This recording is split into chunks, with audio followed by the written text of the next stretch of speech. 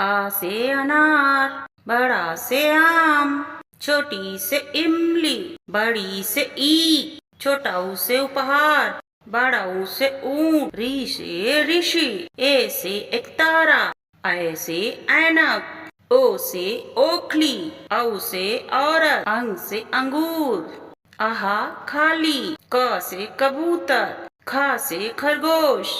गा से गाजर, घा से घोड़ा, अंगा खाली, चा से चम्मच, छा से छतरी, जा से जलेबी, झा से झाड़ू, ईया खाली, टा से टमाटर, ठा से ठठेरा, डा से डाकिया, ढा से ढोलक,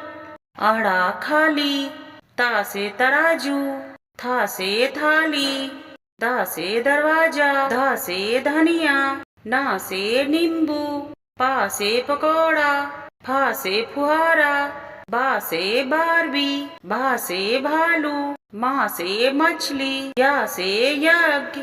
रा से रानी, ला से लालटेन, वा से वकील, शा से शहद, शा से षटकोण, सा से सांप, हा से हंस, छ से